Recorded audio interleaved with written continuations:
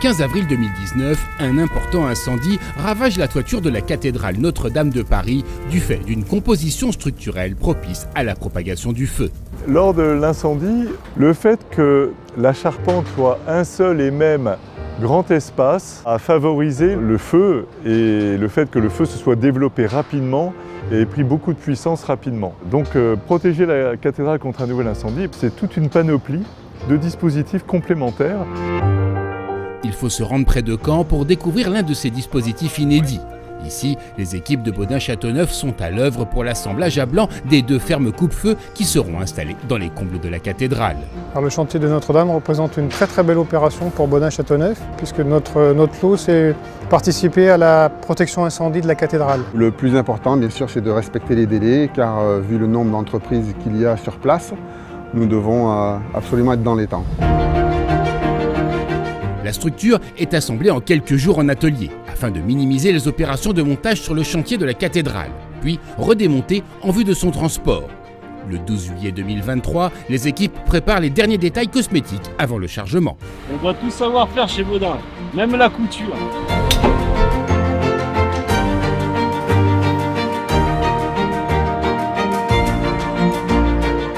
En route pour la cathédrale.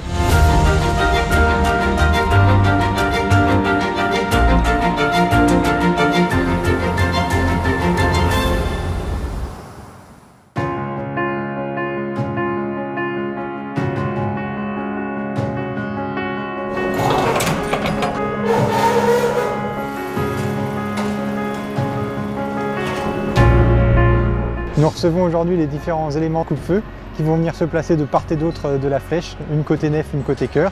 On est heureux d'être là. On était bien accueillis tout à l'heure, en plus avec la péniche qui passait. Les touristes, ils ont vu un peu de spectacle. On a une grosse plateforme rien que pour nous, c'est pas mal. On va pouvoir travailler et être bien organisé avant de faire nos levages. Ça va être bien. Vas-y, à lever doucement.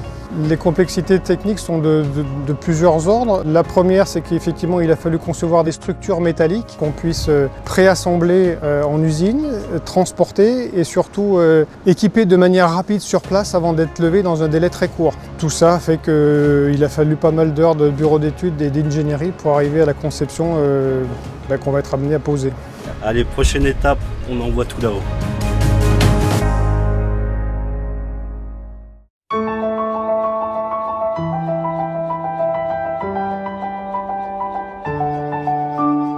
Compte tenu de l'incendie dont a souffert la cathédrale, une de nos préoccupations majeures, c'était bien sûr de faire en sorte qu'un tel incendie ne soit plus possible. Et ça, c'était d'autant plus important que, dans le respect du haut monument, on reconstruit les charpentes en bois et la couverture au-dessus des charpentes en plomb. À la suite des études de simulation numérique feu qui ont été réalisées par le laboratoire l'INERIS, nous avons établi qu'une des mesures les plus efficaces pour diminuer drastiquement le développement d'un feu à l'intérieur du grand comble était son compartimentage. De par les travaux qui sont à réaliser et de par la spécificité du monument, c'est un chantier totalement atypique pour Baudin-Châteauneuf, oui. On ne voulait pas mettre de marqueur sur la belle charpente de Notre-Dame, mais malheureusement avec la pluie on ne va pas avoir le choix.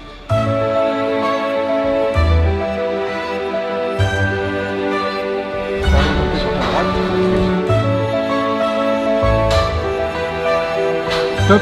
Ça va nous permettre d'isoler la flèche, d'une part de la nef et d'autre part du chœur. Ainsi, l'ensemble de la charpente est compartimenté en zones étanches les unes des autres.